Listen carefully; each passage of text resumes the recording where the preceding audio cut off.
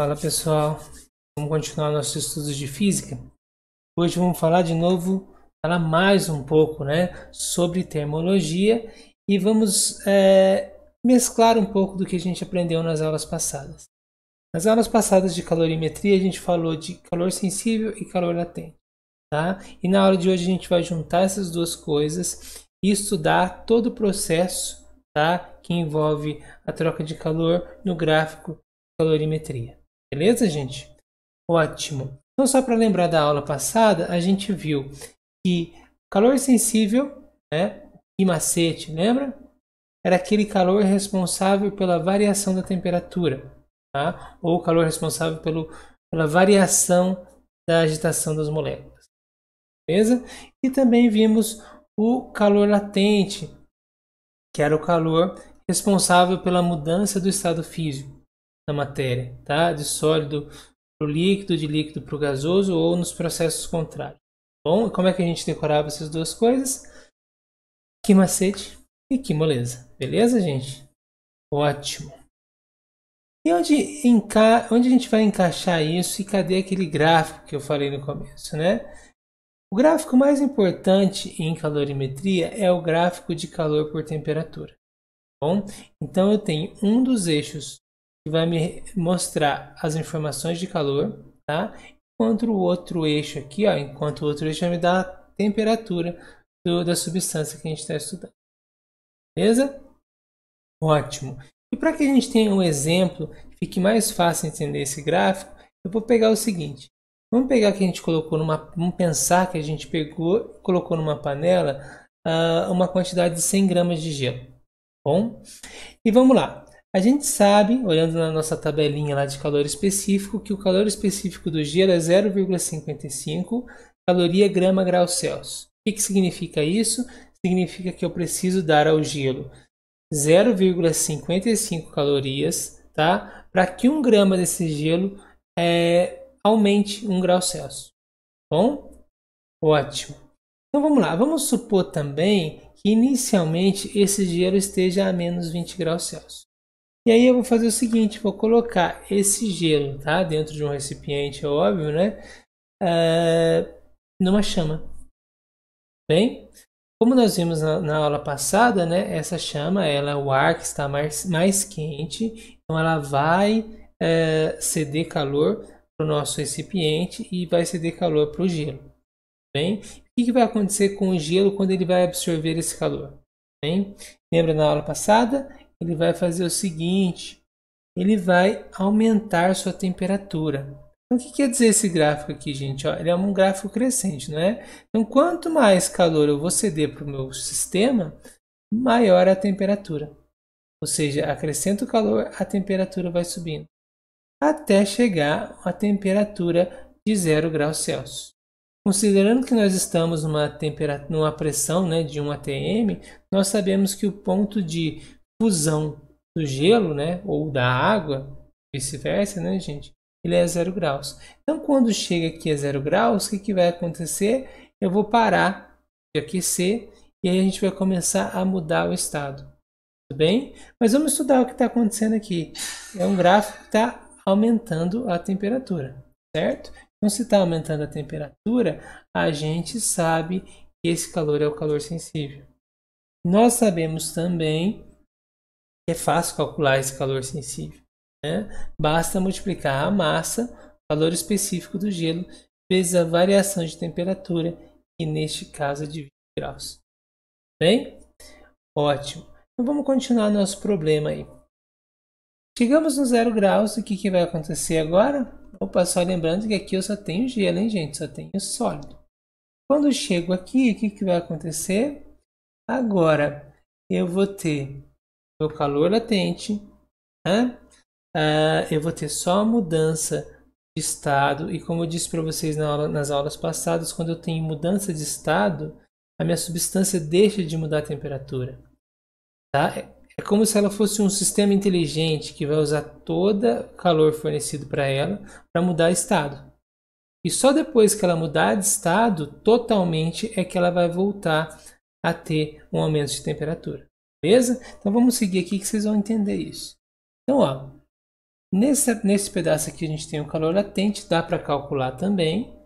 Bom, é só usar o que moleza, usando a massa da água com gelo, né? Ou a massa do gelo, né?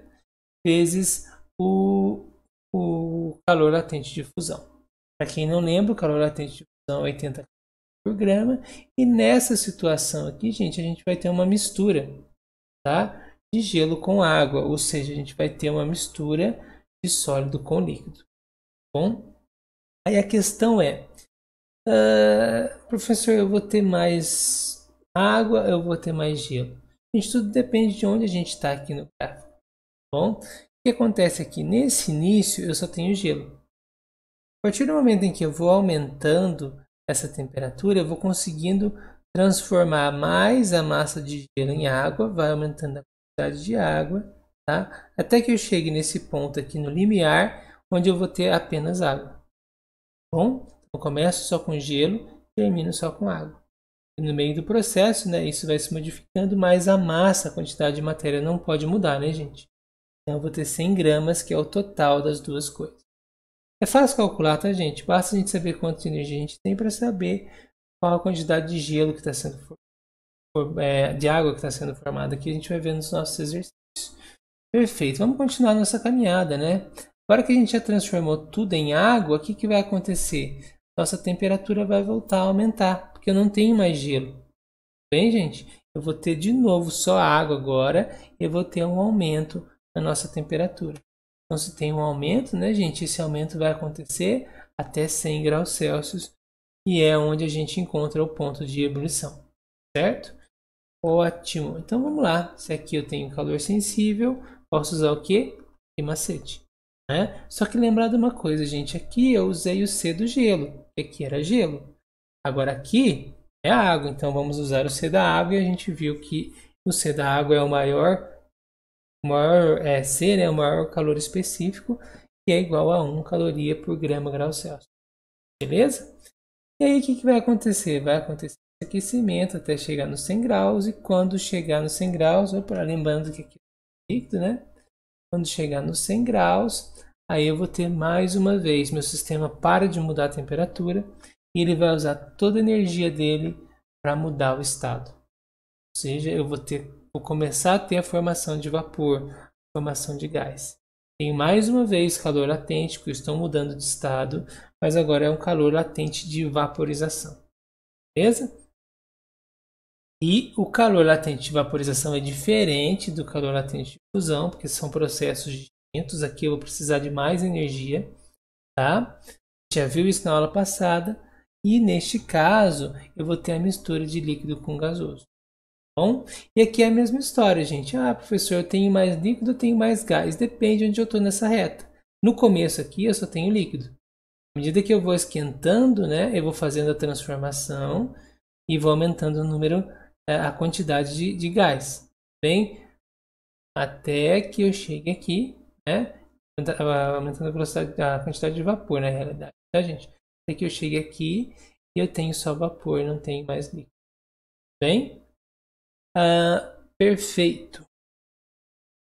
E eu posso continuar esse processo? Posso. Né? Depois que eu transformar tudo em vapor, se eu conseguir confinar esse vapor, né, eu vou ter novamente uma curva de crescimento. Tá? Calor sensível mais uma vez. Nesse caso, o calor sensível é igual a meio caloria grama grau Celsius. Posso usar de novo esse macete sem problema nenhum até a temperatura que eu queira levar.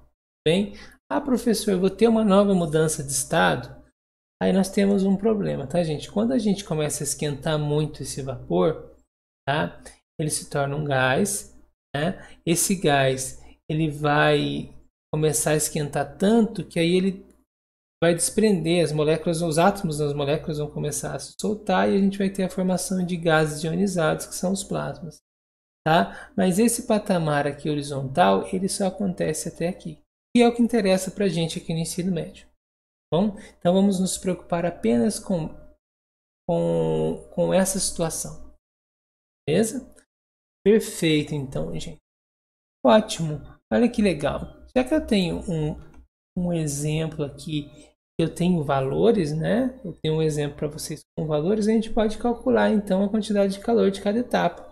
É isso que eu proponho para vocês. Então vamos lá. Eu tenho toda a curva que a gente já estudou aqui, certo? Do menos 20 até 100 graus lá, passando por todas as etapas. E vamos calcular cada uma dessas etapas. Na primeira etapa, qual a quantidade de calor que eu preciso para transformar esses 100 gramas de gelo, tá? De menos 20 até 0 graus. Quanto que eu preciso de temperatura para fazer essa variação de... Quanto que eu preciso de calor para fazer essa variação de temperatura, né? É só calcular, gente. Massa é 100, calor específico é 0,55. A variação de temperatura, né? Aqui é 20, lembra, gente? Final menos inicial. Vai ficar 0 menos 20, vai ficar mais 20.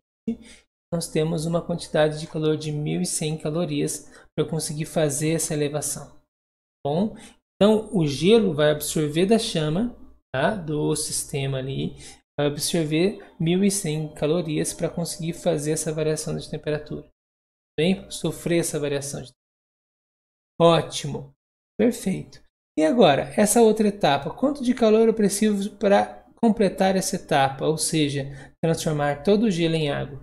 Basta usar o Q moleza, certo, gente? Ah, Q é igual a 100 vezes 80, eu preciso então de 80.000 calorias para vencer essa etapa. Ótimo, perfeito. Próxima etapa.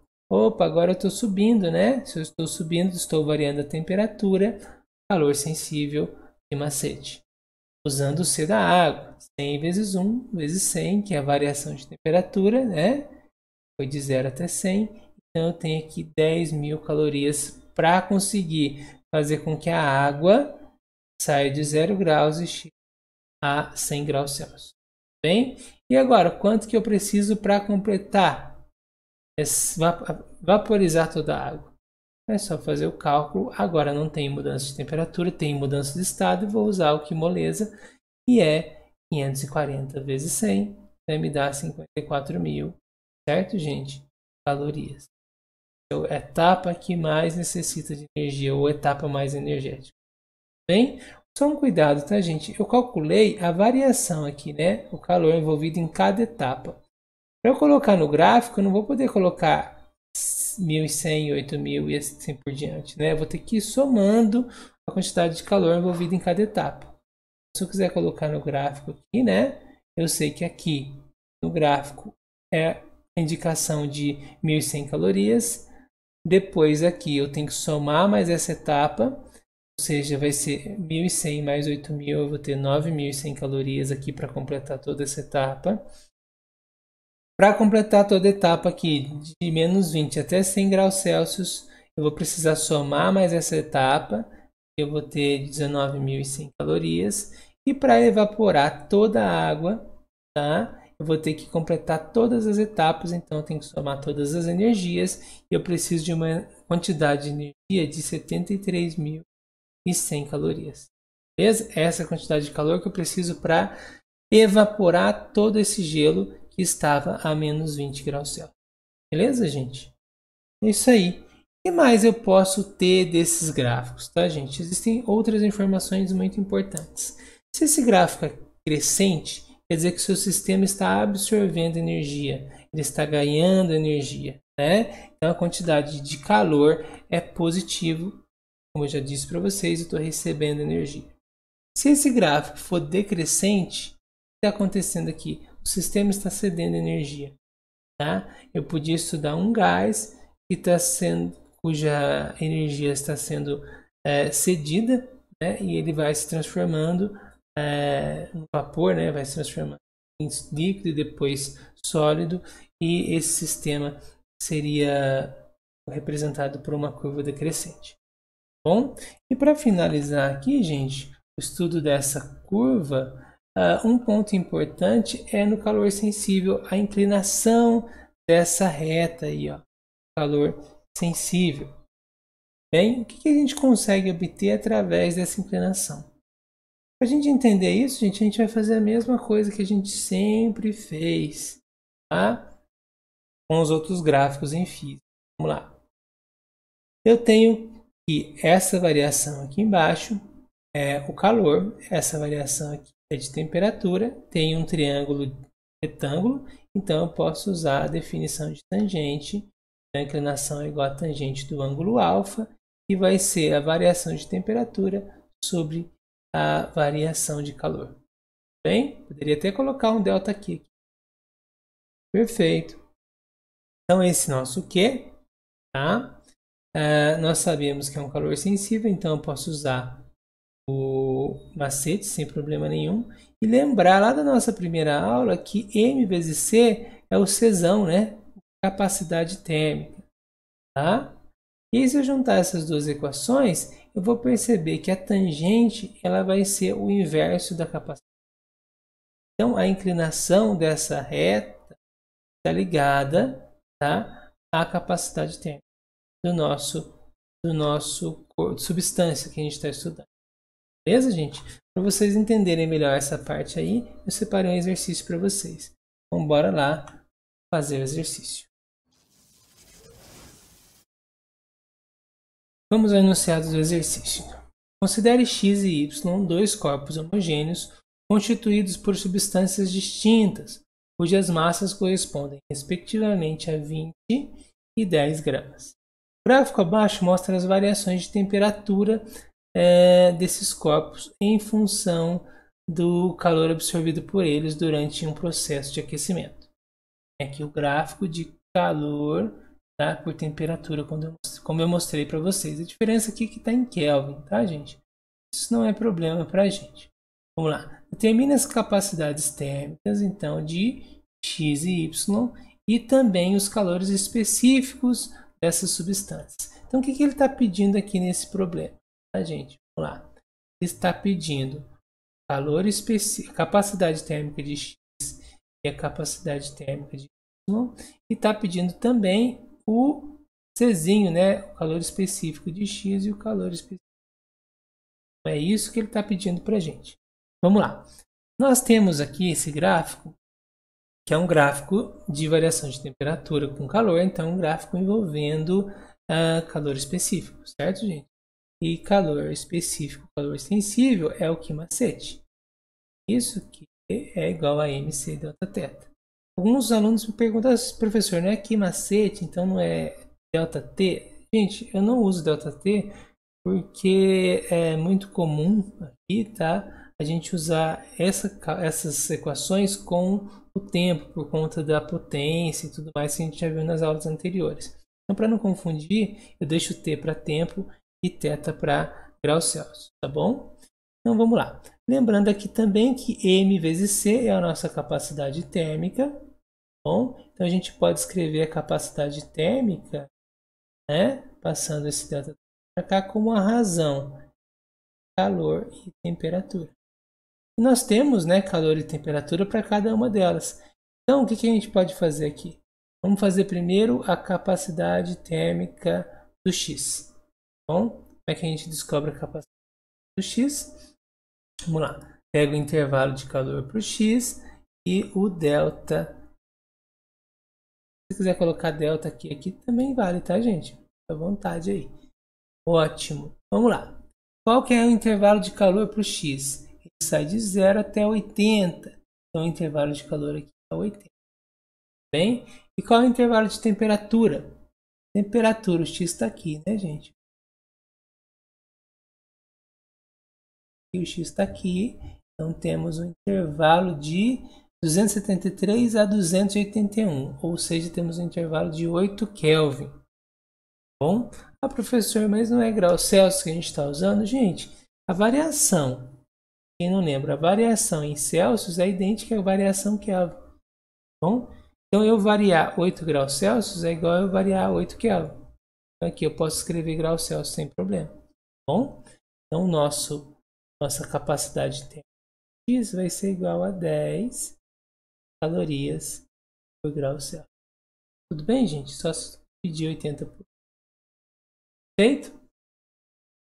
Acabou o exercício? Não, não acabou. Eu preciso descobrir a capacidade ao calor específico de X também. Como é que eu descubro isso? Só vim para essa relação aqui, né, gente? Capacidade de X é igual a massa de X vezes calor específico de X. Bom, qual é a massa de X? Volta lá para ler. Opa, 20 gramas. Fácil então. Calor específico que eu quero é simplesmente C X. Esse C a gente já achou que é 10 calorias, né? Por grau Celsius. E aqui eu tenho uma massa de 20. Bem? 20 gramas, então eu chego num calor, num calor específico de meia caloria graus Celsius ou Kelvin, se você. Bom, gente? Perfeito. Agora vamos fazer do Y. Vou mudar a cor aqui, só para ficar prático para vocês. Vamos lá fazer o do Y. Vocês vão ser igual a delta Q. Calor aqui, né, gente? E delta temperatura. Então, a variação de calor aqui, nesse caso, olhando o gráfico lá. O gráfico tem uma variação de calor de 40. Bom, enquanto a variação de temperatura 273 a 283 é uma variação de 10. Bom, então dividindo aqui eu vou ter uma capacidade térmica de Y igual a 4 por grau Celsius ou Kelvin. Bom, e para terminar o exercício, vou fazer a mesma coisa. Capacidade térmica de Y é igual a massa de Y vezes o calor específico. O calor específico de Y é igual a capacidade térmica de massa de Y. E aí eu chego na relação, né? 4 dividido pela massa, que é 10. Eu vou ter uma calor... Opa! Né, gente? Um calor específico igual a 0 caloria. Pronto, gente, chegamos.